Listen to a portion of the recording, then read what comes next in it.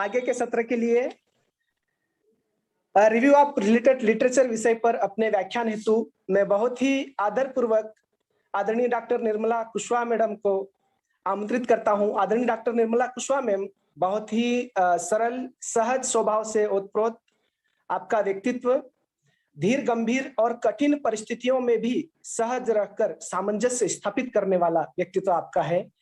आप वर्तमान में बीआरबी कॉलेज समस्तीपुर बिहार में वाणिज्य संकाय में सहायक प्राध्यापक के रूप में कार्यरत हैं। 8 से ज्यादा रिसर्च पेपर आपके प्रकाशित हैं। 22 वर्षों का आपका शिक्षण अनुभव है और लगभग 90 से ज्यादा शोध पत्रों का विभिन्न स्तर के संगोष्ठियों में आपने प्रस्तुतिकरण किया है। लगभग 15 वर्कशॉप में आप सहभागी रहते हुए विभिन्न विषयों पर अपने व्याख्यान प्रस्तुत कर चुकी हैं। मैं हमारे महाविद्यालय की तरफ से आपका बहुत ही आदरपूर्वक और विनम्रता पूर्वक इस द्वितीय सत्र के इस विषय को लेकर के अपने व्याख्यान के लिए आपका स्वागत करता हूं। मैम, आप कृपया अपना माइक अनम्यूट करके हमें मार्गदर्शन करें। आदरणीय Kushwaha ma'am. Thank you very much, sir, for this nice introduction. Welcome, ma'am. Welcome. And a very good afternoon to one and all. Thank you, sir. Is my PPT visible? Yes, ma'am. Yes. Yes, ma'am. It's visible. Hello. Yes, ma'am. Visible. Okay. Am I audible? Yes, ma'am. Yes. Open में recharge करवा लेते हैं, 2 instruction और thanks.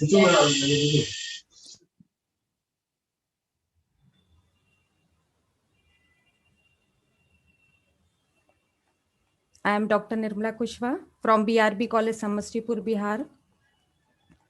Today, I am going to talk about the second most important aspect of research process, that is literature review. हम इस quotation के साथ में आज का लेक्चर स्टार्ट करने जा रहे हैं। That is the part of the beauty of all literature. कि आपकी महत्वाकांक्षाएं यूनिवर्स की भी महत्वाकांक्षाएं होती हैं। So it connects all of us and that we belong. आज का जो टॉपिक है वो हम एक जर्नी के रूप में लिखकर चल रहे हैं, जो कि क्वेश्चन से स्टार्ट होगा और इसके आंसर फाइंडिंग पर खत्म होगा। इस जर्नी में हमने 5 क्वेश्चंस लिए हैं कि लिटरेचर रिव्यू क्या होता है, लिटरेचर रिव्यू कब किया जाना चाहिए और लिटरेचर रिव्यू किया जाना क्यों आवश्यक है, और किन किन सोर्सेस के माध्यम से आप लिटरेचर रिव्यू कर सकते हैं, और लिटरेचर रिव्यू को रिटन फॉर्म में किस तरीके से लिखा जा सकता है। अब जो हमारा पहला प्लेटफॉर्म है वो व्हाट है। जब हम लिटरेचर रिव्यू की जर्नी पे चल रहे हैं तो हमें पहले प्लेटफॉर्म तक पहुंचना है। इसको समझने के लिए हमको ये समझना होगा कि लिटरेचर रिव्यू होता क्या है। अब देखिए, लिटरेचर रिव्यू का जो शाब्दिक अर्थ है साहित्य की समीक्षा करना, उसका पुनरावलोकन करना, उसका निरीक्षण करना। Literature review particular issues, area of research और थ्योरी से संबंधित बुक्स, आर्टिकल्स या अदर सोर्सेज के सर्वे से संबंधित होता है, और जिस रिसर्च प्रॉब्लम को लेकर आप इन्वेस्टिगेशन करने जा रहे हैं उससे संबंधित डिस्क्रिप्शन, समरी और क्रिटिकल इवैल्यूएशन आपको देता है। इसका क्या मतलब हुआ कि पर्टिकुलर टॉपिक के संबंध में रिसर्च करते समय हम जिन सोर्सेज से अवगत होते हैं उसे फिजिकल फॉर्म में दर्शाने के लिए लिटरेचर रिव्यू को डिजाइन किया जाता है। साथ ही साथ यह हमारी रिसर्च अध्ययन के उस बड़े कुंड में कहाँ पर फिट होती है, कैसे फिट होती है, इससे रीडर को भी अवगत कराता है। लिटरेचर रिव्यू को शॉर्ट फॉर्म में समझने के लिए हम ये कह सकते हैं कि it is the process of searching and evaluating the available literature in your chosen topic. अब आप देखिए, यहाँ पर आपको 2 चीजें समझ में आ रही होंगी। एक, पहली बात ये कि आपको एक तो लिटरेचर रिव्यू करना है, जितने भी पुराने आपके सब्जेक्ट से संबंधित आर्टिकल्स आपके पास में अवेलेबल होते हैं, जनरल अवेलेबल होते हैं, उनको रीड करना है। दूसरे फेज में आपको उनको लिखना है। मतलब आपको लिटरेचर रिव्यू की जर्नी में 2 मेन काम करना है।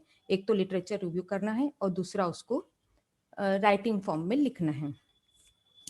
अब लिटरेचर रिव्यू के व्हाट के क्वेश्चन में आपको ये जानना जरूरी होगा कि लिटरेचर रिव्यू के फीचर्स कौन कौन से हैं। पहला, ये जो लिटरेचर रिव्यू है वह पुराना जो मटेरियल आपके स्टडी से रिलेटेड उसकी व्याख्या देता है, साथ ही साथ ये पुराने और नए मटेरियल के बीच में कॉम्बिनेशन को बनाता है। इसके बाद में मोस्ट इम्पॉर्टेंट ये होता है कि जिस फील्ड में आप एंटर कर रहे हैं, जिस रिसर्च प्रॉब्लम को लेकर आप खड़े हुए हैं, उस फील्ड में कितना इंटेलेक्चुअल प्रोग्रेस हुआ है, इससे ये आपको अवगत कराता है। तीसरी बात, depending on the situation, most important thing है कि आपकी सिचुएशन के हिसाब से जो सोर्सेस आपके पास हैं उसका मूल्यांकन करने में ये आपकी मदद करता है, और साथ ही साथ आपका जो मोस्ट पर्टिनेंट या रिलेवेंट रिसर्च है उसके बारे में आपको एडवाइस देता है। और मोस्ट इम्पॉर्टेंट थिंग ये कि ये जो है गैप को बताता है कि आप कौन सी गैप है जिसको कि लेकर आगे रिसर्च कर सकते हैं, अपनी फर्दर रिसर्च को अंजाम दे सकते हैं। तो इस तरीके से जो लिटरेचर रिव्यू होता है जो कि हमें इंटरप्रिटेशन तो देते ही देता है और साथ में हमको गैप तक ले जाकर छोड़ता है, जिसकी वजह से हम अपना फर्दर रिसर्च बढ़ा सकते हैं, कर सकते हैं। अब हम देखेंगे लिटरेचर रिव्यू के टाइप्स कौन कौन से होते हैं। स्क्रीन पर आपको दिख रहे होंगे कुल मिलाकर 6 टाइप्स हैं, जिसमें आर्ग्यूमेंटेटिव रिव्यू है, इंटीग्रेटिव रिव्यू है, हिस्टोरिकल रिव्यू है, मेथोडोलॉजिकल रिव्यू है, सिस्टमैटिक और थ्योरेटिकल रिव्यू है। अब आर्ग्यूमेंटेटिव रिव्यू क्या होता है? आर्ग्यूमेंटेटिव रिव्यू मतलब नाम से समझ में आ रहा है कि जब आप रिव्यू करना चाहते हैं और एक आर्ग्यूमेंट जनरेट करना चाहते हैं, आपका उद्देश्य, आपकी नज़र क्या होती है कि हमको एक आर्ग्यूमेंट लेकर आना है जो कि हमारी आगे की जो फर्दर रिसर्च है उसमें मदद करेगा। तो जब रीडर अपने आर्टिकल्स को या अपने जर्नल्स को एक कॉन्ट्रेरी व्यू पॉइंट एस्टेब्लिश करने के पर्पज से पढ़ता है तो वह आपका आर्ग्यूमेंटेटिव रिसर्च कहलाता है। जैसे हमारे पहले के वक्ता ने कहा कि लाइब्रेरी का जो सीमितता होती जा रही है या लाइब्रेरी आज उसके अस्तित्व खतरे में हुआ है, तो इस तरीके के कुछ आर्ग्यूमेंट आप जनरेट कर सकते हैं अपने रिव्यू के थ्रू। अब दूसरा जो है इंटीग्रेटिव रिव्यू है। This form of research that reviews, critique and synthesize representative literature on a topic in an integrated way such that new frameworks and perspective on the topic are generated. ये जो integrative review होता है जिसमें reader का उद्देश्य होना चाहिए integration का, मतलब आप उसके पॉजिटिव और नेगेटिव एस्पेक्ट दोनों को अच्छे से पढ़ लीजिए और उसके बाद में उसमें इंटीग्रेशन निकालिए। तो इस टाइप से यदि आपका उद्देश्य होता है और इस उद्देश्य को लेकर यदि आप रिव्यू कर रहे हैं तो वो इंटीग्रेटिव रिव्यू कहलाता है। और this is the most common form of review in the social sciences. अब हमारा जो तीसरा टॉपिक है वह है हिस्टोरिकल रिव्यू। नाम से ही समझ में आ रहा है आप हिस्ट्री जानना चाह रहे हैं। तो this review focus on examine research throughout a period of time, often starting with the first time an issue, concept, theory, phenomena emerged in the literature. मतलब आपने वेरी स्टार्टिंग जहाँ से कि उसका इतिहास का जन्म हुआ है, वहाँ से लेकर जब आप रिसर्च प्रॉब्लम को लेके खड़े हुए हैं वहाँ तक की जर्नी में किस किस तरह का काम हो चुका है उसको लेकर आप रिव्यू कर रहे हैं, तो वो हिस्टोरिकल रिव्यू के अंतर्गत आता है।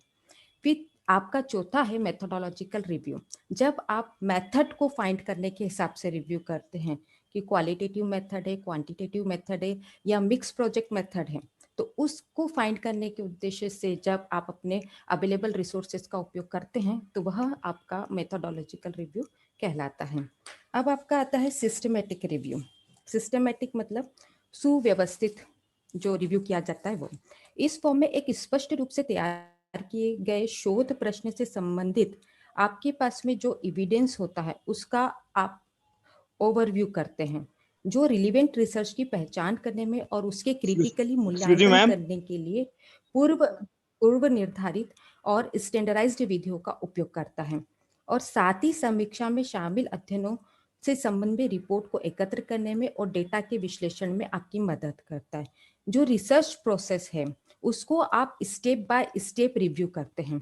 रिसर्च प्रोसेस जैसे कि आपका फॉर्मुलेशन ऑफ रिसर्च प्रॉब्लम है, लिटरेचर रिव्यू है और आपका डेटा कलेक्शन है, हाइपोथेसिस टेस्टिंग है, डेटा एनालिसिस है, इंटरप्रिटेशन है, रिजल्ट को फॉर्म करना है, आपका रिपोर्ट तैयार करनी है। तो जो भी स्टेप्स होती हैं अपने रिसर्च प्रोसेस से, उसको आप वन बाय वन पढ़ते हैं और उसके संबंध में फिर अपना रिव्यू बनाते हैं। तो ये कहलाता है आपका सिस्टमेटिक रिव्यू। अब आता है आपका थ्योरेटिकल रिव्यू। थ्योरेटिकल रिव्यू मतलब जो कि इशू के ऊपर, कंसेप्ट के ऊपर और फिनोमिना के ऊपर बेस्ड होता है, उसके ऊपर जोर देता है। तो ये जो रिव्यू कहलाता है वो थ्योरेटिकल रिव्यू कहलाता है। तो इस तरीके से आपके कुल मिलाकर 6 रिव्यू हुए हैं।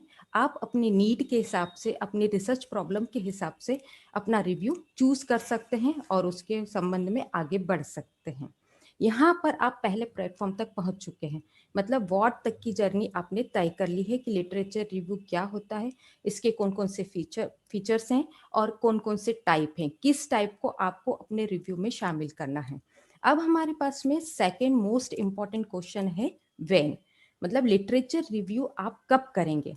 इसको समझने के लिए आप देखिए रिसर्च प्रोसेस है। इस रिसर्च प्रोसेस को सीक्वेंस में जमाया गया है, जिसमें पहला है selection of research problem, then second just जो है लिटरेचर रिव्यू है। मतलब जैसे ही आप रिसर्च प्रॉब्लम को सिलेक्ट करते हैं तो आपको सेकंड स्टेप लेनी होती है, जो कि लिटरेचर रिव्यू है। इसके बाद की जितनी भी प्रोसेस है, जितने भी स्टेप्स हैं, जैसे हाइपोथेसिस को डेवलप करना है या फिर रिसर्च का डिजाइन करना है, डेटा कलेक्शन करना है, डेटा का एनालिसिस करना है, हाइपोथेसिस की टेस्टिंग करना है, आपको इंटरप्रिटेशन करना है, रिपोर्ट तैयार करना है, फिर या तो रिजल्ट को प्रेजेंट करना है, ये सारे की सारी जो स्टेप्स हैं वो डिपेंड करेंगे आपके लिटरेचर रिव्यू पर। यदि आपका लिटरेचर रिव्यू सॉलिड होता है तो आप ये सारी स्टेप्स बहुत अच्छे से पार कर पाएंगे। आपकी रिसर्च की जो जर्नी है वो बखूबी अपने अंजाम तक पहुंच जाएगी। लेकिन जरूरी क्या होगा, आपको लिटरेचर रिव्यू अपना सॉलिड करना होगा। तो वो सॉलिड कैसे होगा उसको हम आगे देखेंगे। अब हमारा तीसरा जो मेन क्वेश्चन है वह है व्हाई। हम 2 प्लेटफॉर्म पार कर चुके हैं, तीसरे क्वेश्चन की तरफ जा रहे हैं कि लिटरेचर रिव्यू जो है वो क्यों किया जाना चाहिए, क्यों इसकी उपयोगिता इतनी है कि हमको इसके अंदर एंटर होना पड़ेगा। तो पहली बात कि ये जो आपका टॉपिक है आज के करंट सिनारियो में कहाँ एग्जिस्ट करता है। आज का जो मतलब जो रिसर्च अब तक किया गया है उसके अंदर आपका टॉपिक कहाँ लाइक कर रहा है, ये आपको बताएगा। इसके बाद में ये बताता है कि जो प्रत्येक कार्य को उसके योगदान के हिसाब से जो आपकी रिसर्च प्रॉब्लम है जिसके ऊपर कि आप स्टडी कर रहे हैं उसको भी संदर्भ में रखता है। इसके बाद में जितना भी आपके पास में अवेलेबल मटेरियल है, चाहे वो जर्नल के रूप में हो, चाहे वो आर्टिकल के रूप में हो, चाहे आपके पास में कॉन्फ्रेंस प्रोसीडिंग हो, चाहे डिसर्टेशन हो, उनके बीच में ये रिलेशनशिप को डिस्क्राइब करता है कि किस तरह की इनके बीच में रिलेशनशिप है, उसको बताता है। इसके बाद में ये जो पहले रिसर्च हो चुकी है उसके नए नए हमको आइडियाज देता है, नए नए रास्ते बताता है।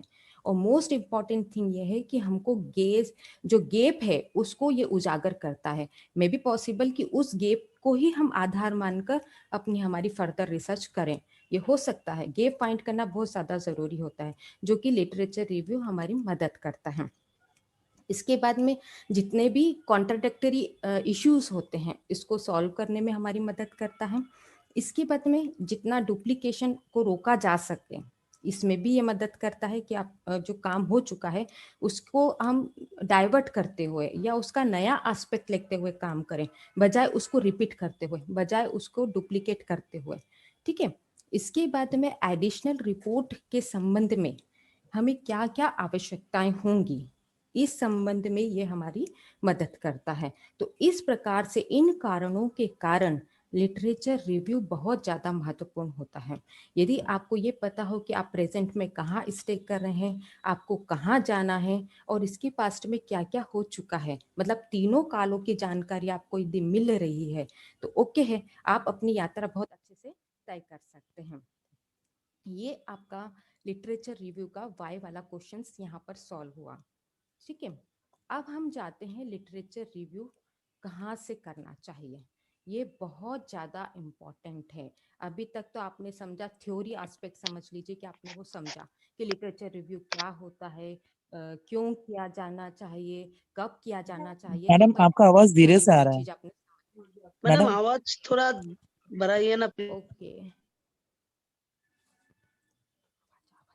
Okay okay 2 minute.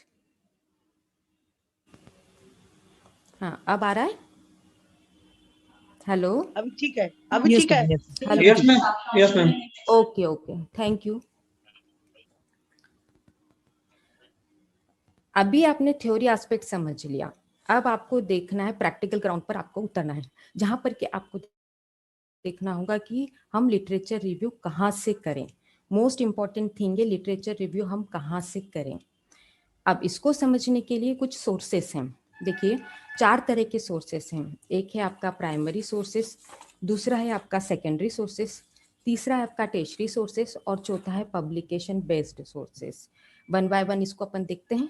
Primary sources, primary sources होता क्या है? Primary sources were either created during the time period being studied or were created at a later date by a participant in the event being studied. Okay मतलब क्या हुआ कि जब अध्ययन किया जा रहा था, या तो उस टाइम पे उसने क्रिएट किए गए हैं या उसकी मेमोरी में पहले से कहीं फिट था तो वो उस टाइम पर लिए गए हैं। तो इस तरह के जो मतलब प्राइमरी सोर्सेस होते हैं उसका आप अपने लिटरेचर रिव्यू में इस्तेमाल कर सकते हैं। सबसे बड़ी बात यह है कि जो प्राइमरी सोर्सेस होते हैं represent direct uninterpreted records of the subject of your research study। अब हमें जो प्राइमरी सोर्सेस हैं उनका उपयोग क्यों करना चाहिए, क्यों हम करें इसको, क्या वर्थ है हमारे रिसर्च प्रोसेस में इसके? तो they are original materials, number 1। Number 2, they were created from the time period involve. Okay. Number 3, they have not been filtered through interpretation or evaluation by others। ये बहुत most important thing है, biasness नहीं होता है इसमें। And then they represent originally thinking or experiences, reporting of a discovery or the sharing of new information। तो इस गुण के कारण हमको प्राइमरी सोर्सेस का अपने लिटरेचर रिव्यू में इस्तेमाल करना चाहिए। मतलब जब आप लिटरेचर रिव्यू की जर्नी पर जा रहे हैं तो ये प्राइमरी सोर्सेस आपकी स्क्रीन पर दिख रहे हैं। आप अपने इंटरेस्ट के हिसाब से, अपनी रिसर्च प्रॉब्लम के हिसाब से, अपनी फील्ड के हिसाब से इन प्राइमरी सोर्सेस का उपयोग कर सकते हैं। जैसे आर्टिफैक्ट है, यदि आप आर्कियोलॉजी के फील्ड में रिसर्च कर रहे हैं तो इन चीज़ों का इस्तेमाल कर सकते हैं। जो कलाकृतियाँ होती हैं उनका, ऑडियो रिकॉर्डिंग है, डायरीज हैं, इंटरनेट कम्युनिकेशन है, चाहे वो मेल के थ्रू हो रहा हो या फिर ट्विटर है, फेसबुक है, सोशल मीडिया है, इंटरव्यूज है, न्यूज़पेपर है, वो न्यूज़पेपर जो कि उस टाइम पे लिखे गए थे, ठीक है ना, जब घटना घटित हो रही थी उस टाइम का जो आर्टिकल है वो आपका प्राइमरी सोर्स कहलाएगा। ओरिजिनल डॉक्यूमेंट है, जैसे बर्थ सर्टिफिकेट होता है, आपका मैरिज सर्टिफिकेट हो गया। एक ट्रायल ट्रांसक्रिप्ट यहाँ पे वर्ड लिखा हुआ है। ट्रायल ट्रांसक्रिप्ट का मतलब होता है कि जो कोर्ट में प्रोसीडिंग चल रही है उसका रिकॉर्डिंग होता है, जज ने जो जजमेंट दिया है उसका रिकॉर्डिंग होता है। वह आप प्राइमरी सोर्स के रूप में यदि चाहते हैं तो अपने रिव्यू में शामिल कर सकते हैं।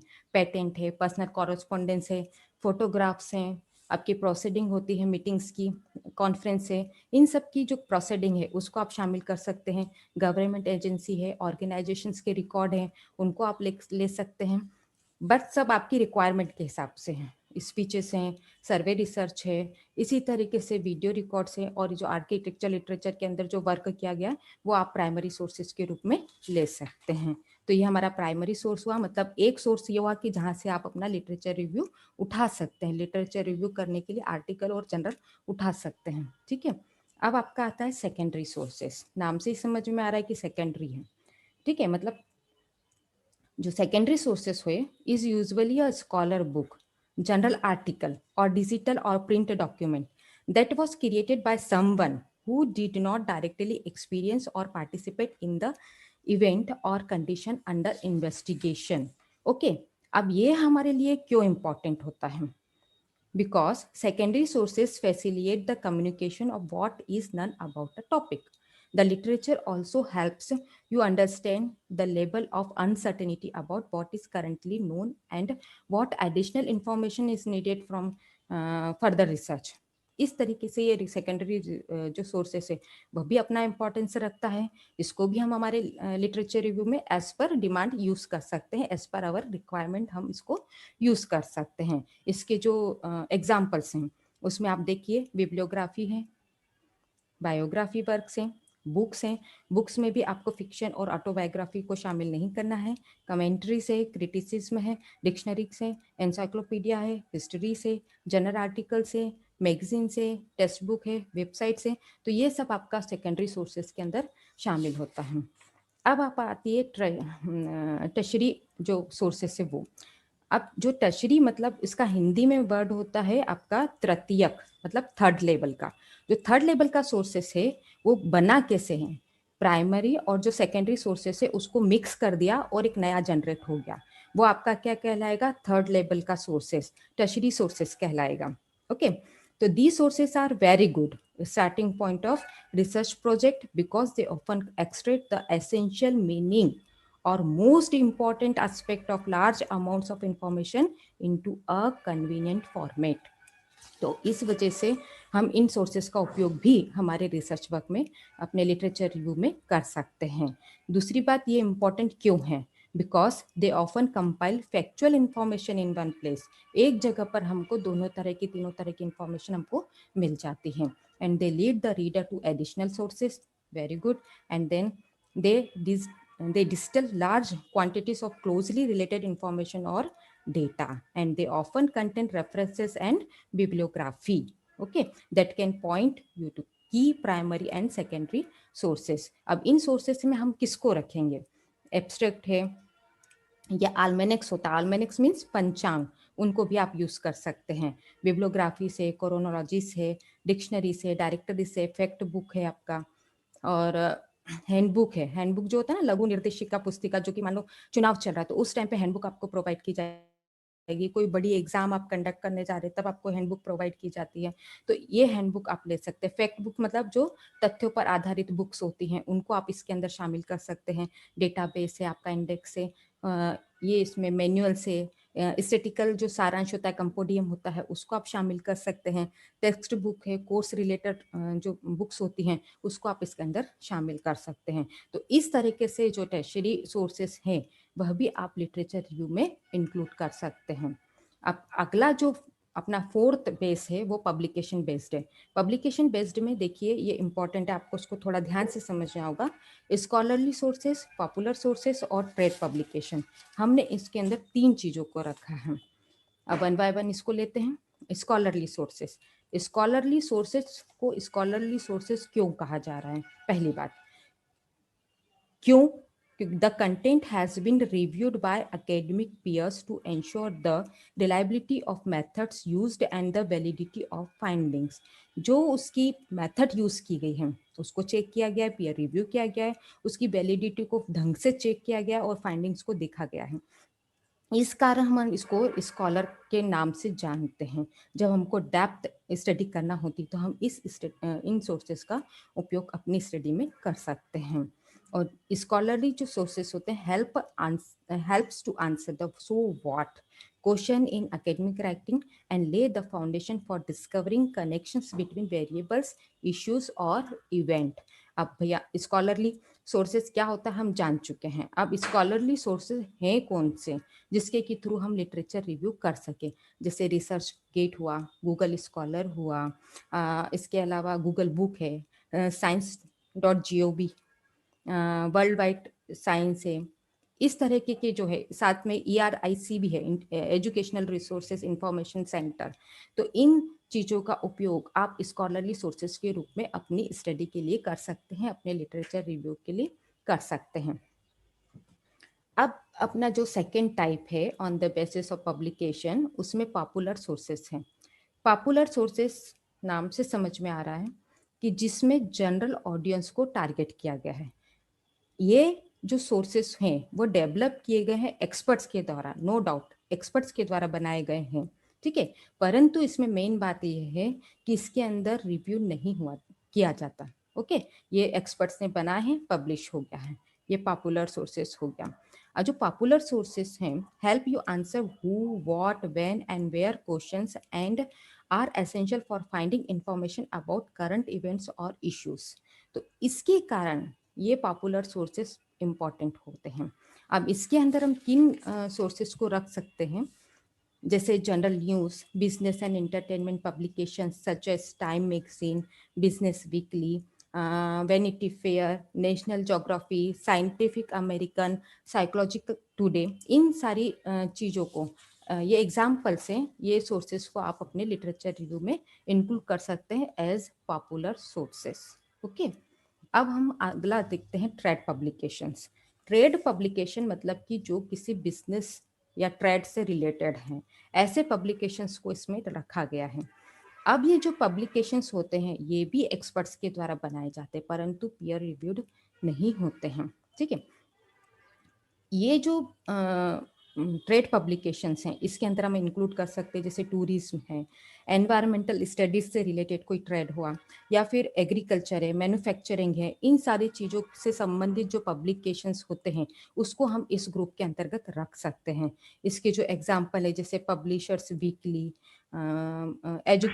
Education digest, aviation week and space technology, engineering news records, design news and traffic words, इस तरह की जो पब्लिकेशंस हैं हम उनको ट्रेड पब्लिकेशंस के अंतर्गत रख सकते हैं। देखिए, आप यहाँ तक अपने व्हाट का आंसर देख चुके हैं, यहाँ पर आप वेन का आंसर देख चुके हैं, और यहाँ पर वाई और वेयर, मतलब कुल मिलाकर आपने 4 जो क्वेश्चन जनरेट किए थे शुरू में उसके आंसर आप फाइंड कर चुके हैं।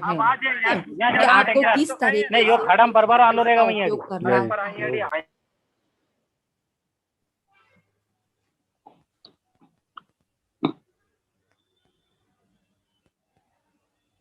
अब आपको एक्टिविटी एंगेजमेंट करना है, मतलब यदि आप लिटरेचर रिव्यू की यात्रा पे चढ़ते चढ़ते अपने 4 प्लेटफॉर्म क्रॉस कर चुके हैं, तो जो हाउ तक आपको जाना है वो बहुत अच्छे से, बहुत सुगमता से अपनी गंतव्य स्थान तक पहुंच पाएं, इसके लिए ज़रूरी होगा कि आप एक्टिविटी में एंगेज हो जाएं। अब वो एक्टिविटी कौन सी हो सकती हैं? 3 तरह की एक्टिविटी हैं आपकी। पहला अलर्ट सर्विसेज, दूसरा साइटेशन ट्रैकिंग और तीसरा इवेल्युएटिंग सोर्सेस। अब हम वन बाय वन फिर इसको देखते हैं। अलर्ट सर्विसेज क्या होता है? Alert services refers to features included with scholarly database or made available by journal publisher that allow you to be notified by email or text messages when something of interest to you has been added to a database or published in a journal। मतलब कि आप जो general में जो भी कुछ publish हो रहा है आपकी फील्ड से रिलेटेड, यदि आपने अलर्ट सर्विस ले रखी है, अलर्ट सर्विस में आप इन्वॉल्व हैं, तो आपको ये मैसेज तुरंत मिलेगा, चाहे वह ईमेल के थ्रू मिले, चाहे वह टेक्स्ट मैसेज के थ्रू मिले। सबसे बड़ी बात, आप अपडेट रह पाएंगे यदि इस सर्विस का लाभ लेते हैं। ये आपको वेबसाइट के थ्रू या आपके जो ऐप्स है उसके थ्रू आपको ये सर्विस प्रोवाइड की जाती हैं, आप उसमें एंटर होंगे और इन सर्विसों का आप लाभ ले सकते हैं। जब आप इन सर्विस का लाभ ले रहे हैं तो मे बी पॉसिबल कि 3 तरह की सर्विसें आपको मिल जाए। टेबल ऑफ कंटेंट अलर्ट होता है, इट मीन्स कि जिस फील्ड में आप काम करने जा रहे हैं, जिस रिसर्च प्रॉब्लम को लेकर आप खड़े हैं, उसके संबंध में क्या क्या मोस्ट करंट इश्यूज हैं वो आपको मालूम पड़ जाएंगे। ठीक है, दूसरी बात, जिस तरह का उसका सर्विस है वेबसाइट का, तो उस सर्विस के हिसाब से आपको डेली या वीकली ईमेल अलर्ट्स भी मिल सकते हैं। तीसरी बात, जो आपने पहले से सबमिट की है, इट मीन्स कि जो पहले से आप सर्च कर रहे हैं, आपकी इंटरेस्ट, आपकी चॉइस को ट्रैक करके वो फर्दर आपको एडवाइस कर सकते हैं। ठीक है, ये आपका आएगा सेव्ड सर्च अलर्ट के अंतर्गत। तो इस तरीके से आप 3 तरह की एडवांटेजेस आप अलर्ट सर्विस के थ्रू ले सकते हैं। अब आप देखिए कि अलर्ट सर्विसेज क्यों जरूरी हैं। पहला, आप अपने आर्टिकल के बारे में जानेंगे। दूसरा, मल्टी डिसिप्लिनरी जो कवरेज है उसके बारे में आप जान जाएंगे।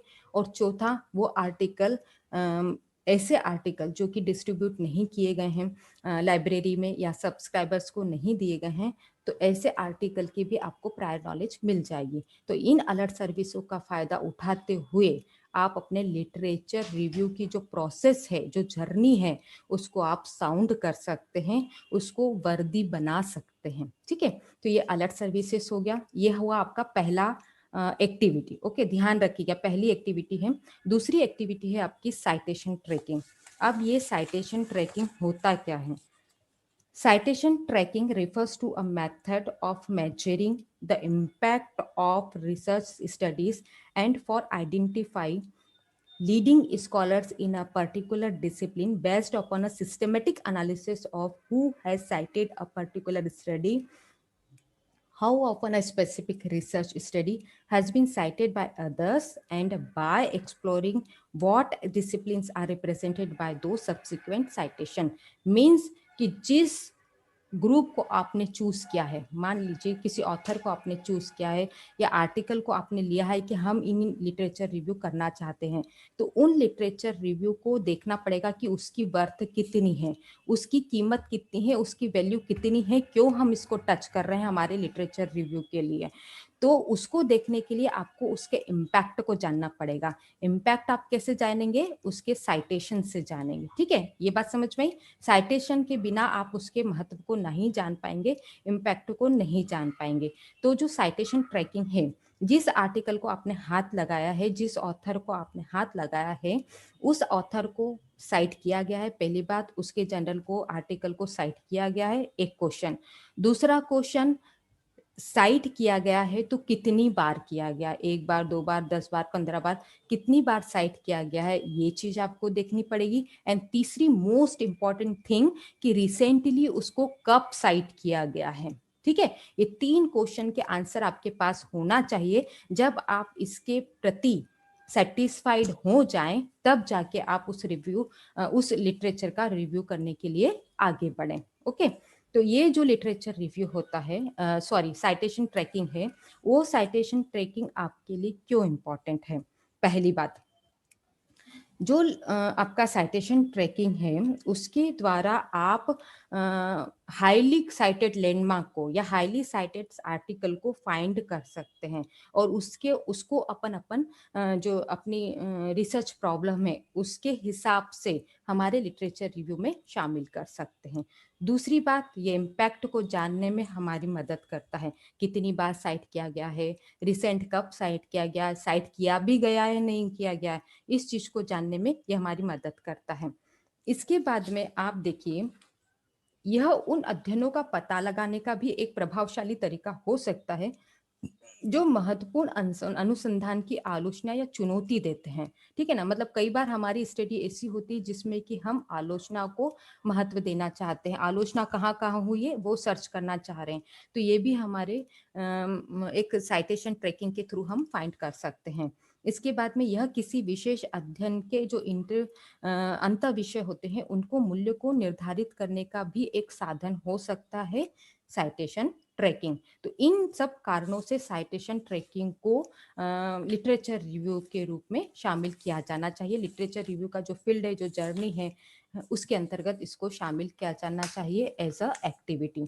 ये एक्टिविटी नंबर 2 हुई। अब आप 1 मिनट, ये आप जब साइटेशन करना चाह रहे हैं तो उस समय में आपको अपने दिमाग में कौन कौन सी चीजें रखनी है। पहली बात, जो ऑथर होता है वो पूरे अपने जीवन काल में, कैरियर में सेम नाम का उपयोग करे जरूरी नहीं होता। जैसे मेरा नाम है निर्मला कुशवाहा, तो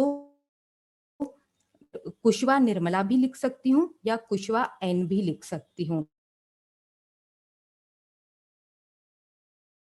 उस ऑथर की थोरो नॉलेज होना चाहिए उसके वेरिएशंस का पता लगाने के लिए। उसके बाद में आप देखिए, जो सेकंड पॉइंट है, in the case of web of science citation database it uses APA style for citation. Okay, मतलब यदि वेब ऑफ साइंस का आप साइटेशन के लिए उपयोग कर रहे हैं तो देखिए इसमें एपीए स्टाइल का यूज किया जाता है। एपीए स्टाइल मतलब लास्ट नेम पहले आएगा, देन फर्स्ट नेम आएगा, फर्स्ट नेम भी इनिशियल यूज होगा। एग्जाम्पल लेते हैं, जैसे शर्मा ए लिखा हुआ है, शर्मा ए का मतलब आनंद भी हो सकता है, अनुपमा भी हो सकता है, अरुणा, अरुण, अन्वेषा, ये ए के मतलब कुछ भी हो सकते हैं। तो आपको ये देखना है कि ए मतलब क्या, तो you could search the unusual name instead of using an author's common name. ठीक है, ये आपको देखना है। दूसरी बात, जो साइटेशन की सर्विसेज है मुख्य रूप से बेस्ड होती हैं कुछ सिलेक्टेड जो जर्नल्स होते हैं उसमें बेस्ड होती है। जैसे मान लो वेब ऑफ साइंस है, तो वेब ऑफ साइंस में ना जो journal published freely on the web जो होते हैं, है ना, उसको पूरी तरीके से साइट नहीं किया जाता। ये प्रोसेस में है, परंतु अभी तक वो अप टू डेट नहीं हुआ है। इसके लिए आप क्या करेंगे, गूगल स्कॉलर की मदद लेंगे। गूगल स्कॉलर से आप साइटेशन का पता करेंगे, जहाँ पर कि आप साइटेड बाय ऐसा कोड करके फाइंड करेंगे तो डेफिनेटली आपको साइटेशन के बारे में जानकारी मिल जाएगी। And then pay attention to how recent the citation are when reviewing a particular study. जैसे मान लीजिए कि कोई आर्टिकल है वो पब्लिश्ड हुआ है 2000 में, हो सकता है उसके अब तक के जो साइटेशन हैं वो 150 साइटेशन है, 150 साइटेशंस हैं, और उसका जो रिसेंट साइटेशन है वो 2008 का है। लेकिन अभी हम कहाँ खड़े हैं, 2022 में खड़े हैं, तो 2008 से लेकर 2022 के बीच में उस फील्ड में कुछ तो हुआ होगा, वो हमको फाइंड करना है। ठीक है, तो जो लास्ट रिसेंट साइटेशन है उसको भी आपको ध्यान में रखना होगा। अब हम जा रहे हैं गूगल स्कॉलर या कोई अदर डेटाबेस है, उसमें यदि साइटेशन किया गया है तो उसके संबंध में आपको क्या क्या सावधानी बरतनी चाहिए। ओके, तो पहला जो है, पहला कि यदि किसी आर्टिकल को बार बार साइट किया गया, बहुत ज़्यादा टाइम तक साइट किया गया है, ठीक है, तो उसका मतलब ये नहीं होगा कि बहुत ज़्यादा वैल्यू रख रहा है। क्यों? क्योंकि कई बार उसको साइट किया जाता है उसके पुअर डिज़ाइन के कारण, ओके, या फिर उसने फॉल्टी मेथोडोलॉजी को लिया हो, या फिर उसका जो कंक्लूजन है वो क्वेश्चनेबल हो। तो उस चीज़ को भी बताने के लिए उस चीज़ को बार बार साइट किया जाता है। तो क्या आपकी रिसर्च जो प्रॉब्लम है, रिसर्च जो प्रोसेस है, रिसर्च जो जर्नी है, उसमें इस तरह के साइटेशन की आवश्यकता है आपको? इस चीज़ को आपको देखना पड़ेगा। देन आप उसको साइट करेंगे, देन आप उसका लिटरेचर रिव्यू अपनी स्टडी के लिए करेंगे। ओके, अब अगला है कि यदि किसी को बार बार साइट किया गया है, बहुत ज़्यादा साइट किया गया है, तो इसका मतलब ये भी नहीं है कि वो एडवांस नॉलेज रखता है। इसके लिए ज़रूरी क्या होगा, आप जब जहाँ पर खड़े हैं, जैसे 22 में खड़े, 2022 में आप खड़े हैं, तो पिछले 5 साल का या थोड़ा और पहले जाकर, मतलब विद इन 10 ईयर्स का आपको साइटेशन देखना होगा और अपने वर्क में उसको लिटरेचर रिव्यू के रूप में शामिल करना होगा। तो ही आपको एडवांस जो नॉलेज है, इस फील्ड का एडवांस क्या चल रहा है उसके बारे में आपको जानकारी मिलेगी। अगला जो पॉइंट है, कई बार क्या होता है, एज पर रिक्वायरमेंट आपको किसी चीज को उसके फाउंडेशन के कारण साइट करना पड़ता है कि ये इसने इसको जनरेट किया था, ये या जन्मदाता है, इस तरीके से यदि कुछ बातें होती हैं, है ना, तो उसके लिए आप उसको साइट करते हैं। तो क्या आपके टॉपिक की ये रिक्वायरमेंट है कि आप उसको साइट करें, तो ही आप उसको साइट करेंगे, तो ही आप उसको लिटरेचर, आपके लिटरेचर रिव्यू में शामिल करेंगे। इसके बाद मल्टी डिसिप्लिनरी स्कोप क्या है वो आपको एग्जामिन करना है। इसके बाद में आपको ये देखना है कि जो साइटेशन किया गया है वो ग्रुप में किया गया है या अलोन किया गया है। यदि वो ग्रुप में किया गया है तो इसका इंडिकेशन क्या होता है कि the research is not unique और distinctive in a way that stand out from the overall domain of prior research about the topic. It means, जैसे अपन एक एग्जाम्पल लेते हैं कि emerging trend of e commerce, ये एक अपना टॉपिक है। इसके संबंध में मान लीजिए 4 ABCD करके रिसर्चर है, उन्होंने अपनी रिसर्च किया है, तो क्या ये यूनिक हुआ? नहीं हुआ। क्यों? क्योंकि 4 लोग हैं इस फील्ड में रिसर्च करने वाले। यूनिक कब होगा? जबकि किसी एक ने किया होगा। तो इस चीज को भी आपको ध्यान रखना होगा। तो ये गूगल स्कॉलर ये और या डेटाबेस, जो दूसरे डेटाबेस का जब हम साइटेशन देख रहे होते हैं तो उस टाइम पर आपको ये चीजें ध्यान में रखनी आवश्यक होती हैं। ठीक है, तो ये यहाँ पर हमारा सेकेंड एक्टिविटी जो एंगेजमेंट है वो कंप्लीट हुआ। हमने अभी तक क्या देखा है कि लिटरेचर रिव्यू की वॉट की जर्नी देखी है। वॉट मतलब लिटरेचर रिव्यू क्या होता है, उसके फीचर्स क्या हैं, उसके टाइप क्या हैं। दूसरा हमने देखा कि वेन कब किया जाना चाहिए। तीसरा हमने देखा कि वेयर, किन किन सोर्सेज को हम अपने लिटरेचर रिव्यू में ले सकते हैं। अब जो हमारा 5वां क्वेश्चन था वहां पर जाना है हमको, हाउ तक जाना है, तो उसके बीच में एक चीज आ गई कि आपको एक्टिविटी एंगेजमेंट लेना होगा, जो कि अलर्ट सर्विसेज के रूप में हो गया, साइटेशन ट्रैकिंग हो गया, और जो तीसरी आपकी एक्टिविटी है वो इवेल्युएटिंग रिसोर्सेज है। जो इवेल्यूशन करना होता है ना, वो बहुत ज्यादा क्रूशियल स्टेप वाला होता है। क्रूशियल स्टेप क्यों होता है ये? क्योंकि आपको एक ऐसा अपना व्यू डेवलप करना होता है जिसमें कि आप मूल्यांकन कर सके। आपके पास में एक पैरामीटर होना चाहिए, एक स्केल होना चाहिए, जिसको कि आप इवेल्युएटिंग स्केल के रूप में यूज कर सके। इसके लिए हमने यहाँ पे स्ट्रेटेजी बनाई हुई है, जो कि 3 तरह की जो पॉइंट्स हैं उसका आपका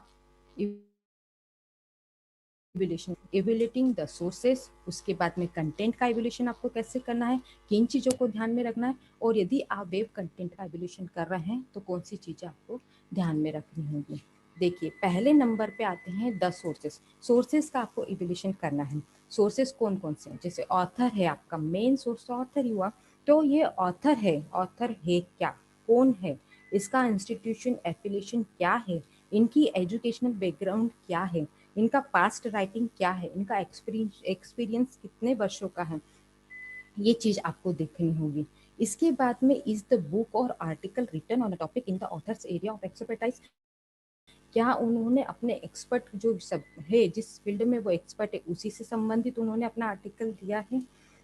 और दूसरी बात ये देखना होगा कि उनके जो आर्टिकल को साइट किया गया है वो कितनी बार किया गया। पहली बार तो साइट किया भी गया है कि नहीं, वो किया है तो कितनी बार किया, वही वाला क्वेश्चन है कि रिसेंटली साइट कब किया है। तो ये ऑथर की चेकिंग हो गई। अब यदि आप ऑथर से सेटिस्फाइड हैं तो फिर दूसरी चीज आपको देखनी है डेट ऑफ पब्लिकेशन। जो जर्नल को आप लेके चल रहे हैं, जो आर्टिकल को लेकर आप चल रहे हैं, उसका पब्लिकेशन कब का है, आउटडेटेड है या फिर करंट डेट का है, ये चीज आपको देखनी होगी। दूसरी बात कि यदि उसके फील्ड में उन्होंने कोई एडिशन दिया है, कोई रिवीजन वर्जन आया है तो उसके बारे में आपको जानकारी लेनी होगी। फिर आपको इंक्वायरी करनी होगी अपने उनके पब्लिशर्स की, कि किस पब्लिशर्स के थ्रू उन्होंने अपना आर्टिकल को पब्लिश करवाया है। उसके बाद में आप टाइटल ऑफ द जर्नल है उसका आप इंक्वायरी करेंगे कि जो उनका जर्नल है वो स्कॉलरली जर्नल है, पॉपुलर जर्नल है या फिर ट्रेड जर्नल है। तो ये सारे जो जर्नल्स जो अपन टाइप देख चुके हैं किस टाइप में वो आता है, तो इस तरीके से आप सोर्सेस को इवेल्युएट करेंगे। जब आप इन सारी चीज़ों से सेटिस्फाइड हो जाएं तब जाके आप कंटेंट के ऊपर जाएंगे। कंटेंट में आप जो स्ट्रेटेजी बना रहे हैं तो सबसे पहले आपको देखना है कि जो उन्होंने कंटेंट को फॉर्म किया है, जिस लिटरेचर रिव्यू जिस आर्टिकल को आपने अपने लिटरेचर रिव्यू में शामिल किया है, उसका जो कंटेंट है वो किस पब्लिक को टारगेट किया गया है, किस ऑडियंस को टारगेट किया, क्या वो जनरल है या फिर वो कोई स्पेसिफिक ऑडियंस है। यदि स्पेसिफिक है डेफिनेटली वो हो सकता है कि स्कॉलरली हो, या हो सकता है कि वो दूसरा कुछ जनरल में आएगा तो डेफिनेटली वो आपका ट्रेड पब्लिकेशंस होगा या फिर आपका पॉपुलर पब्लिकेशन होगा। एंड देन इसकी ऑब्जेक्टिविटी आपको देखना है कि जो उसके अंदर फैक्ट यूज किए गए हैं, जो फिनोमिना है, जो ओपिनियन लाए गए हैं, उसकी सार्थकता कितनी है, इस चीज को देखना होगा। देन कवरेज के रूप में आपको ये क्वेश्चंस को देखना होगा कि डज द वर्क अपडेट और क्लियरली प्रायर नॉलेज और एड न्यू इन्फॉर्मेशन। ठीक है, मतलब प्रायर नॉलेज के साथ साथ में उसने क्या नए नॉलेज को कवर किया है, इस चीज को देखते हुए क्या उसने बैलेंस प्रोस्पेक्टिव रखा है, इस चीज को आपको देखना होगा। इसके बाद में आप जाएंगे राइटिंग स्टाइल पर। आप ये कंटेंट को देख रहे हैं, ठीक है, दिमाग में रखिए आप ये कंटेंट को देख रहे हैं, तो उस टाइम पे आपको देखना होगा कि उसका राइटिंग स्टाइल कैसा है। Is the publication organized logically? Are the main points clearly presented? Do you find the text easy to read or choppy? Is the author's argument repetitively? तो ये सारी चीजें आपको देखना होगी। ठीक है, अब आप जाएंगे इवेल्युएट रिव्यूज। यदि उस कंटेंट के संबंध में किसी ने रिव्यू दिए हैं तो क्या वह रिव्यू पॉजिटिव है, ये देखना है। Is the book under review consider a valuable contribution to the field, ये आपको देखना होगा। दूसरा, do reviewers agree on the value or attributes of the book or are there strong differences of opinion, इन चीजों को देखना होगा। ठीक है, तो इस तरीके से आप क्या कर रहे हैं, अपना कंटेंट का इवोल्यूशन कर चुके हैं। इन सारी चीज़ों को आपको अपने दिमाग में रखना है, याद रखना है, और देन आपको कंटेंट का इवोल्यूशन करना है। कंटेंट से आप सेटिस्फाइड हो गए, दोनों चीज़ें आपकी हो गई। ये कब हुआ, जबकि आपके पास में कोई जनरल या कोई आर्टिकल आपका फिजिकल फॉर्म में था, तब आपने ये चीज़ें कर ली हैं। वेब कंटेंट के रूप में जब आ रहे हैं तो ये दोनों चीज़ तो आपको साथ में रखनी है कि आप जो सोर्सेस है और कंटेंट है वो चीज़ को तो आप दोनों चीज़ों को साथ में रखते हुए और एक चीज़ आपके दिमाग में होनी चाहिए। वो क्या, source of the content is stated. It means कि जो सोर्सेस हैं वो ओरिजिनल हैं या बोरोड किए गए हैं या कोटेड किए गए हैं, ये आपको देखना है। ठीक है, इसके बाद में जो सेकेंड मोस्ट इम्पॉर्टेंट थिंग है कि जो वेबसाइट डिज़ाइन किया गया है उस वेबसाइट के मेकअप पर नहीं जाना है। ठीक है, आपको उसके ओरिजिनल फॉर्म पर, उसकी ऑथेंटिसिटी पर जाना है। उसकी ऑथेंटिसिटी कितनी है, इस चीज़ को चेक करते हुए अपने लिटरेचर रिव्यू में उस वेब कंटेंट को शामिल करना है। यदि वो लगता है कि उचित है, सब तरीके से स्केल पर खरा उतर रहा है, देन आप उसको अपनी स्टडी में शामिल कर सकते हैं। फिर अगला है कि वो साइट जो है वो बहुत पुरानी तो नहीं, करंटली उसको मेंटेन किया जा रहा है, वह वर्क कर रही है, ऑर्डर में है, उसकी लिंक अप्रोप्रिएट है, ये चीज़ आपको देखनी पड़ेगी। उसकी ऑथरशिप को आपको देखना पड़ेगा। उसके बाद में कई बार क्या होता है कि हमको प्रॉब्लम आता है, कई बार हमारे दिमाग में क्वेश्चन आता है कि क्या पता ये जो साइट है वो फेक तो नहीं है। तो इस टाइम पर आपको मदद करेगा कॉन्टैक्ट इन्फॉर्मेशन एक रहता है उसमें, वहाँ पर जाकर आप कॉन्टैक्ट कर सकते हैं, वेबसाइट के संबंध में जानकारी इकट्ठा कर सकते हैं। अब आप देखिए उसका डोमेन लोकेशन। डोमेन लोकेशन आप कैसे फाइंड करेंगे, यदि .edu है, इट मीन्स कि वो एजुकेशनल और रिसर्च मटेरियल से रिलेटेड कोई साइट होगी, या फिर .org है, इट मीन्स कि वो नॉन प्रॉफिट ऑर्गेनाइजेशन से रिलेटेड होगी। .gov है तो वो गवर्नमेंट साइट होगी। इसी तरीके से .com है मतलब बिजनेस साइट होगी। तो आप URL को देखते हुए साइट की जो ऑथेंटिसिटी है उसका पता लगा सकते हैं कि वो कहाँ तक सही है। ठीक है, तो ये वेब कंटेंट हुए आपके। इन सब चीज़ों को ध्यान में रखते हुए, इस तरह की स्ट्रेटजी को फॉलो करते हुए आप क्रिटिकल इवोल्यूशन कर सकते हैं अपने वेब कंटेंट का। ओके, तो यहाँ पर जो है चीज़ खत्म हुई आपकी जो अपन ने लेके चल रहे थे अपना एक्टिविटी एंगेजमेंट को। तीनों तरह की एक्टिविटी आप बहुत अच्छे से कर चुके हैं, अपनी जर्नी की तरफ आप आगे बढ़ रहे हैं। अब आपके पास में आता है रीडिंग, मतलब आप यहाँ पर उस स्थिति में है जबकि आपके पास में 8 से 10 आर्टिकल हैं आपके रिसर्च प्रॉब्लम से रिलेटेड। ओके, तो वहाँ पर आपको अपनी रीडिंग स्किल को बताना है, समझना है और समझाना है। ठीक है, तो वहाँ पर आप किस स्ट्रेटेजी को फॉलो करेंगे, लिटरेचर रिव्यू करते टाइम आप एकदम लास्ट में रिपोर्ट पर जंप नहीं करेंगे। मोस्ट इम्पॉर्टेंट थिंग, अब आपको पढ़ना है अपना आर्टिकल। आर्टिकल लीजिए, उसका सबसे पहले आपको एब्स्ट्रैक्ट को रीड करना होगा। एक चीज़ ध्यान रखिए, जब आप रीडिंग करने बैठ रहे हैं तब हर एक पॉइंट पर आपके पास में, आपके दिमाग में कुछ क्वेश्चंस होने चाहिए। यदि आप रीड द एब्स्ट्रैक्ट हैं कर रहे हैं तो उस टाइम पे आपके दिमाग में क्वेश्चन होना चाहिए, what is this article about, what is the working hypothesis और thesis, is this related to my question और एरिया और रिसर्च। तो इस तरह के क्वेश्चंस आपके दिमाग में होना चाहिए। यदि आप एब्स्ट्रैक्ट से सेटिस्फाइड हो जाते हैं, आपको लगता है कि हाँ एब्स्ट्रैक्ट ठीक है, तो फिर आप कहाँ जाएंगे, अपने रिसर्च प्रॉब्लम पर जाएंगे। ठीक है, उसको आप रिसर्च क्वेश्चन को अंडरलाइन करेंगे, उसको आइडेंटिफाई करेंगे। उसके टाइम पर आपको ये देखना है कि ये जो रिसर्च क्वेश्चन है वह आपकी खुद की प्रॉब्लम से कहाँ तक मिल रहा है, कहाँ तक रिलेवेंट हो रहा है, इस चीज को आपको देखना है। इसके बाद में जब आप इंट्रोडक्शन, डिस्कशन या कंक्लूजन को रीडिंग कर रहे हैं तो उस टाइम पर फिर आपके दिमाग में क्वेश्चन होना चाहिए।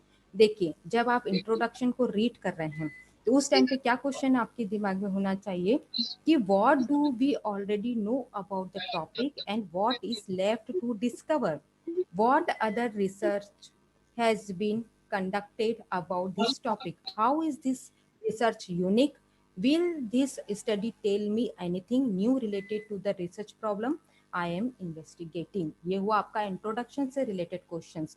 तब आप ये इस तरह का लिटरेचर रिव्यू बहुत अच्छी तरीके से कर पाएंगे। यदि इन क्वेश्चंस के आंसर आपके पास में है तो ही आप लिटरेचर रिव्यू बहुत अच्छे से कर पाएंगे। अब आप जा रहे हैं उसके डिस्कशन पर या कंक्लूजन पर। जब आप डिस्कशन कंक्लूजन पर जा रहे हैं, बहुत मोस्ट इम्पॉर्टेंट थिंग है, क्योंकि ये मेन बेस होता है थीसिस का। तो इसके संबंध में फिर आपके पास में क्वेश्चन अराइज होना चाहिए। वो क्वेश्चंस क्या हो सकते हैं? What does the study mean and what is it important? What are the weaknesses in their argument? Does the conclusion contain any recommendation for further research underline? And do you believe conclusions about the significance of the study and its findings are valid? तब जाकर आप इसके conclusion और discussion को बहुत अच्छे से review कर पाएंगे। इसके बाद में आप जाएंगे कहाँ पर? फोर्थ पॉइंट पे, read about the method and methodology. फिर question, how did the author do the research? What is it a qualitative, quantitative or mixed method project? What data is the study based on? Could I repeat their work? And is all the information available to repeat the study? तो किस तरह की method को use किया गया है, ये सब चीज आपके दिमाग में होगी, तब जाके आप मेथोडोलॉजी को रीड करेंगे। फिर रिजल्ट और एनालिसिस पे जाते हैं। What did the author find and how did they find it? Are the result represented in a factual or unbiased way? Does their analysis of result agree with the data presented? Is all the data present? What conclusions do you formulated from this data and does it match with the author's conclusion? तो इस तरीके से आप result और analysis का जो review कर सकते हैं इन क्वेश्चंस के साथ में। फिर रिव्यू द रेफरेंसेस है, क्या ये जो रेफरेंसेस दिए गए हैं उनका मैं अपनी फर्दर स्टडी में यूज कर सकता हूँ, कितना उपयोगी है, कितनी बार साइट किया गया है, कब साइट किया गया है, ये सारे क्वेश्चंस आपके दिमाग में होंगे। कब? जबकि आप रेफरेंसेस का रिव्यू करने जा रहे हैं। तो इस तरीके से आप एक आर्टिकल को रीड करेंगे, उसकी रीडिंग आपकी बहुत अच्छी होनी चाहिए। इसके बाद में आपका अगला क्वेश्चन होगा हाउ।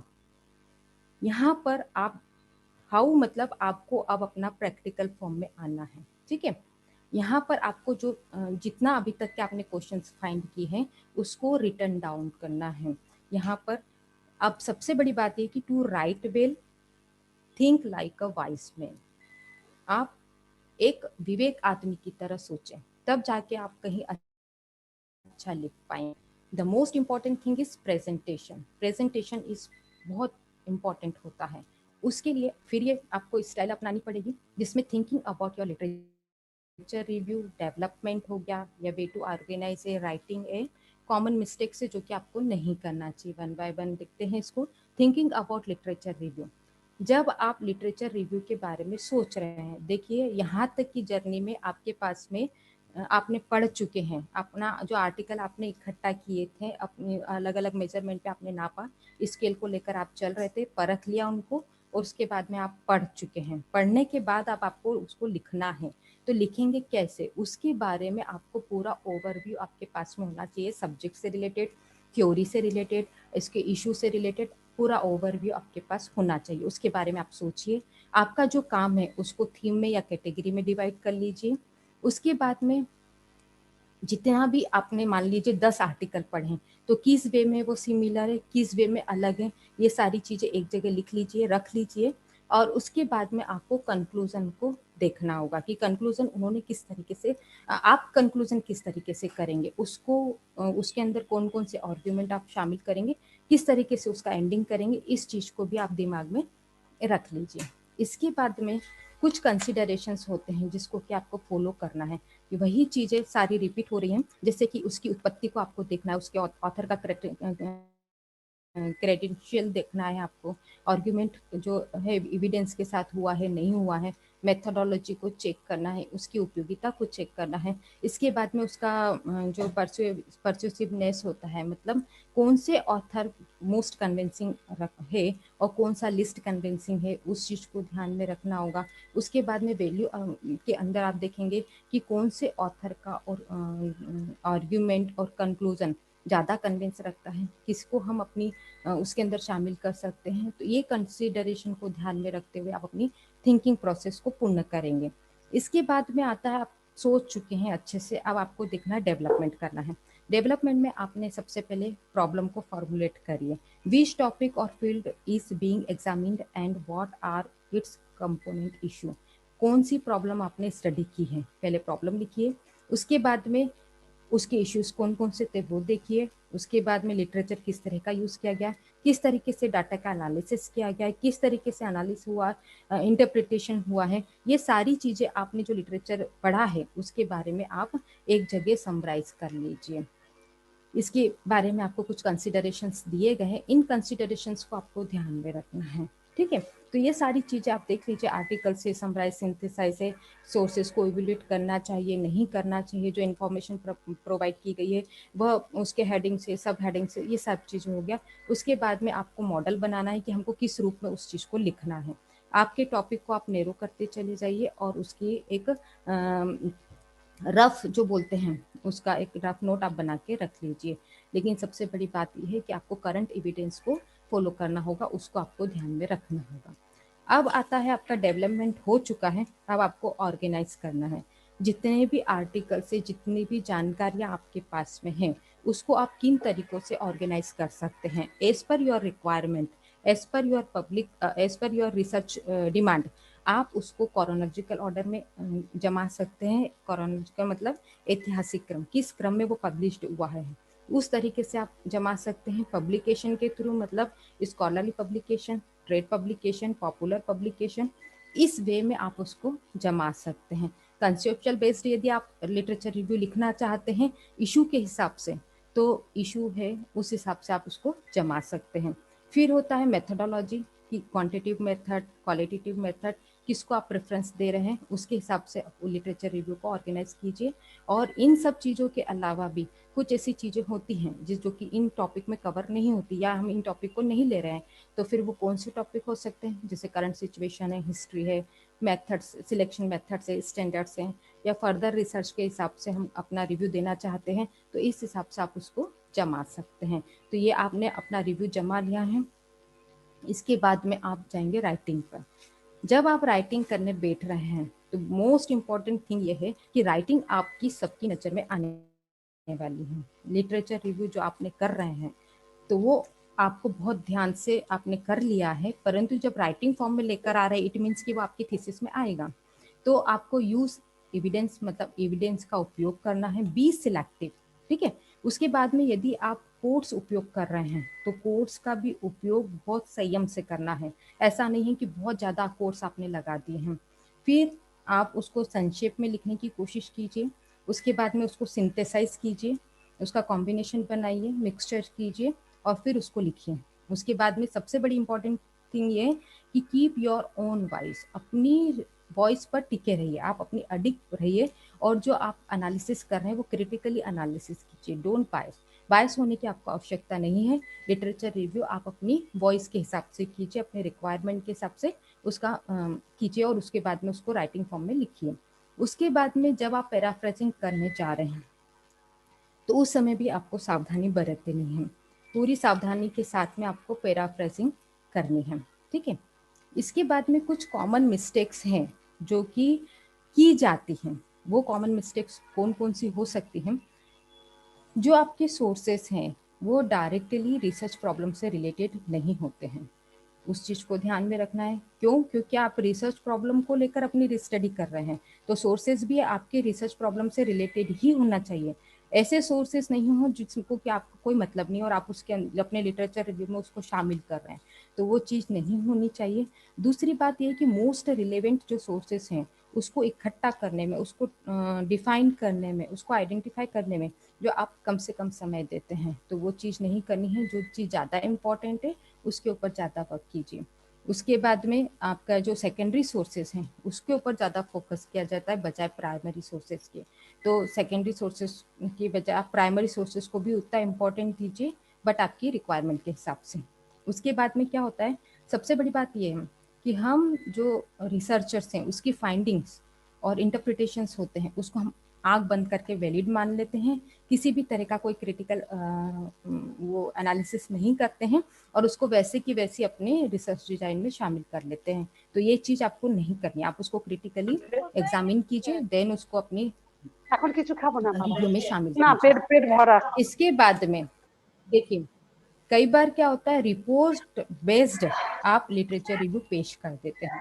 जब आप लिटरेचर रिव्यू रिपोर्ट बेस्ड पर प्रस्तुत करने जा रहे होते हैं तो एक चीज ध्यान रखिए कि रिपोर्ट में पूरी की पूरी प्रोसीजर नहीं बताई जाती, কি ठीक है। आप उसके ऊपर बेस्ड अपना আচ্ছা लिटरेचर দিতে হবে रिव्यू না ছাড় कीजिए, এটা দিয়ে হয়ে যাবে डेफिनेटली गलत होगा तो आपको वो नहीं करना। না বাবা পাটা দেখ পাটা उसके बाद দেখ में না अब देख उसके बाद में जो पाटा देख स्टेटिकल्स होती है वो बोल आवाज पाटा आवाज देख अनम्यूट और करिए। पार्टिसिपेंट से निवेदन है कि वो अपना माइक म्यूट रखें।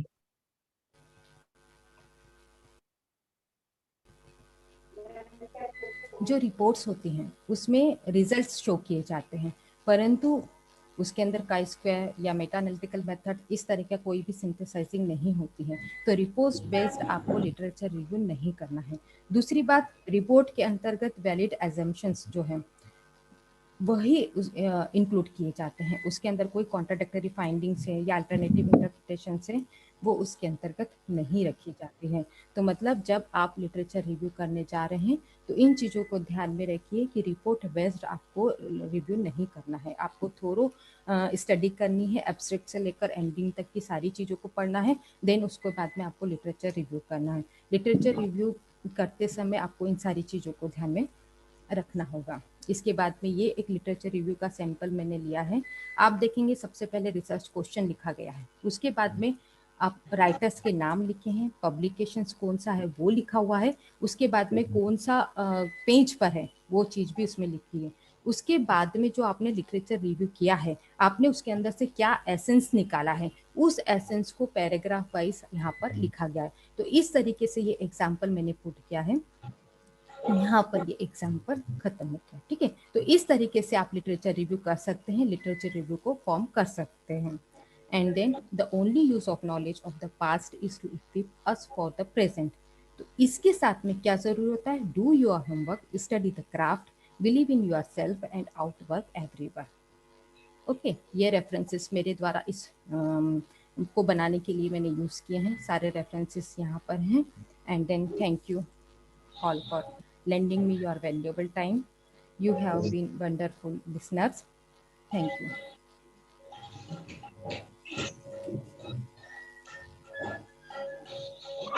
Thank you Nirmala ma'am. Thank you, हमारे sir. सहभागियों में से यदि कोई कुछ पूछना चाहते हैं तो बस 2 मिनट का समय है। यदि किसी की कुछ क्वेरी है तो कृपया ज्यादा लंबा ना करें, हमें समय का ध्यान रखना होगा। जी पूछिए। मेरा नाम विशाल भट्टाचार्य है। मैं मानसरोवर ग्लोबल यूनिवर्सिटी में पीएचडी कर रहा हूँ। मैं कोलकाता से रहने वाला हूँ। और मैम मेरा क्वेश्चन है,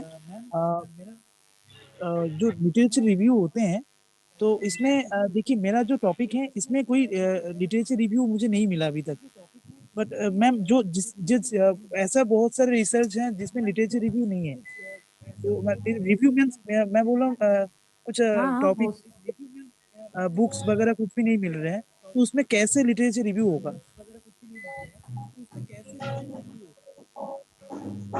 लिटरेचर रिव्यू कैसे होगा? तो आप फर्स्ट टाइम रिव्यू रिसर्च कर रहे हैं? Yes ma'am. Yes hello, yes ma'am.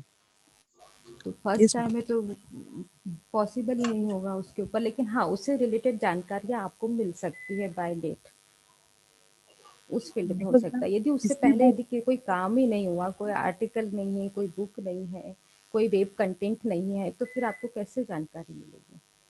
मैं वही सोच रहा हूँ, मेरा जो टॉपिक है मैनेजमेंट वो आपका साइकोलॉजी पहला होगा ना। हाँ। वो जो आपका पहला जो रिसर्च वर्क आप यदि खुद ही कर रहे हैं तो डेफिनेटली उसके पीछे तो कुछ हुआ नहीं होगा। आपने यदि अच्छे से सर्च कर लिया है, यदि आपको नहीं मिल रहा है, आप खुद ही फर्स्ट टाइम रिसर्च कर रहे हैं, तो आपका रिसर्च जो आगे के लिए लिटरेचर रिव्यू में यूज किया जाएगा।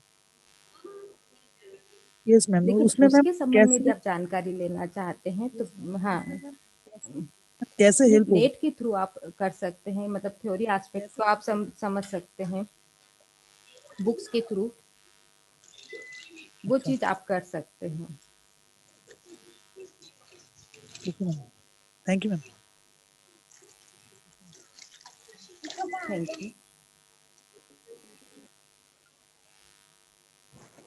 चलिए आज के इस सेशन के समापन वेला में और संबंधित साहित्य के पुनरावलोकन विषय संबंधित जो जानकारी आदरणीय निर्मला कुशवाहा मैम ने इस कार्यशाला से जुड़े हुए हमारे सभी सहभागियों को दी है, वह अत्यंत ही उपयोगी और शोध कार्य को सरलता से विकास की ओर ले जाने वाली साबित होंगी। आपका बहुत बहुत धन्यवाद मैम। आज के दिन की कार्यशाला में शोध क्षेत्र के दोनों विषय बहुत ही महत्वपूर्ण थे। इन दोनों विषय पर मार्गदर्शन देने हेतु उपस्थित हमारे सम्मानीय विषय विशेषज्ञ, आपके द्वारा प्रदत्त शोध उपकरण, तकनीक तथा साहित्य पुनरावलोकन की पूर्ण जानकारी हमें प्रदान की गई। मैं आज की इस कार्यशाला के समापन के अवसर पर आभार ज्ञापन हेतु आयोजन समिति की सदस्य और वाणिज्य विभाग की सहायक प्राध्यापक डॉक्टर स्मिता देरासिरी को आमंत्रित करता हूं। कृपया अपना माइक अनम्यूट करके आज के इस कार्यशाला में आभार ज्ञापन के हेतु प्रस्तुत हों। Thank you, sir. A very good afternoon to all. It gives me an immense pleasure to the vote of thanks for this workshop to all dignitaries assembled here. I would like to thank our first speaker, Dr. Tapesh Chandra Gupta, sir, honored this workshop with his intellectual knowledge and gave his valuable time for us. Sir was accepted our invitation within short notice. Once again, thank you so much, sir. I would like to thank our second speaker, Dr. Nirmala Kushwaha ma'am. Today, I am very happy to give thanks to you, ma'am, because she is also my friend. Thank you so much, ma'am, to give you lecture on review of literature very nicely. I would like to thank our beloved principal, Dr. Rekha Gupta ma'am, in her direction and motivation, this 5 days workshop run. Thank to workshop coordinator, Dr. Asha Sisodia ma'am. Without her hard work and initiative, this wonderful workshop could not organize. Thank to organized secretary, Dr. Rakesh Parmar sir and Dr. Govind Patidar sir, whose support and coordination this workshop could not conduct it. Thank to Dr. Santosh Aske sir, who's host and conducted today's workshop very smoothly. Thank to IQSC coordinator, Dr. Darshini Dev ma'am. Under her guidance, this workshop organized. Thank to our technical team of workshop, Mr. Anil Prajapati and Mr. Raj Shekhar Kalosia, who run today's workshop without any technical interruption. Last but not least, thank to our participants for making this 5 days workshop as a grand success. Once again, thank you to all who's directly and indirectly support our workshop. Thank you so much. Thank you ma'am. Information. एक सूचना है जी ma'am. जी sir. सभी प्रतिभागियों से सहभागियों से एक निवेदन है, कल 28 नवंबर को अवकाश रहेगा और अगले दिन 29 नवंबर को पुनः हम निर्धारित समय पर 2 बजे से जुड़ेंगे। सोमवार को एक और महत्वपूर्ण विषय है डेटा एनालिसिस यूजिंग SPSS। इस विषय पर हमारे बीच उपस्थित रहेंगे डॉक्टर राकेश देवड़ा, सहायक प्राध्यापक राजनीति विज्ञान, शासकीय स्नातकोत्तर महाविद्यालय अलीराजपुर से। और जिन शोधार्थियों को डेटा एनालिसिस की इसके आसपास उनका यदि काम है और वो सीखना चाहते हैं, थ्योरेटिकल जो सैद्धांतिक जानकारी होगी उसके साथ साथ SPSS सॉफ्टवेयर के माध्यम से एक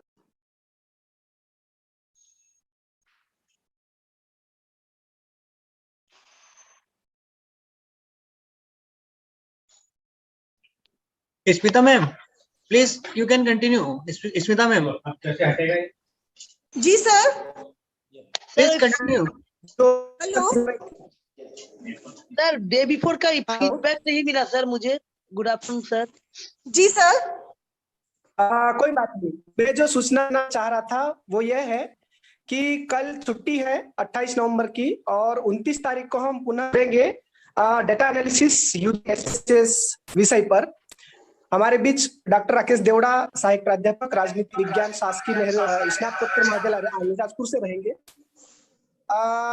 एसपीएस के माध्यम से जो प्रदत्त विश्लेषण या डेटा एनालिसिस विषय है, उस पे सैद्धांतिक के साथ साथ में यदि प्रैक्टिकली किसी को सीखना हो तो हम लोग सर से एक लिंक लेकर के सॉफ्टवेयर डाउनलोड की। आपके पास लैपटॉप या आपके कंप्यूटर में एसपीएसएस सॉफ्टवेयर का होना अति आवश्यक हो।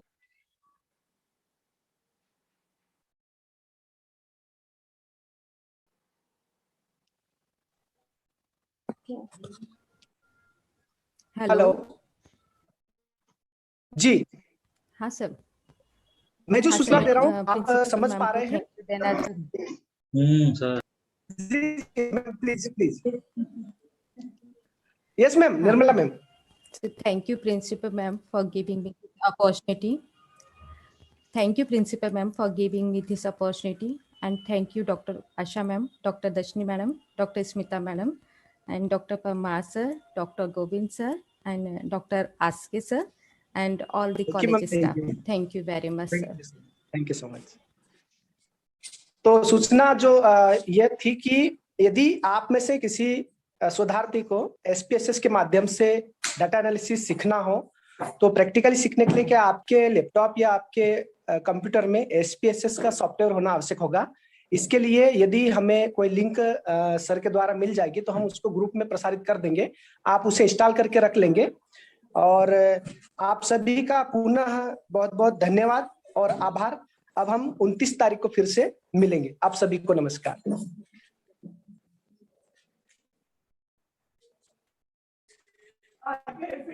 दो बार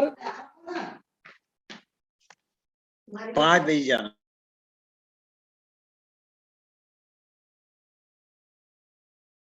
रिकॉर्डिंग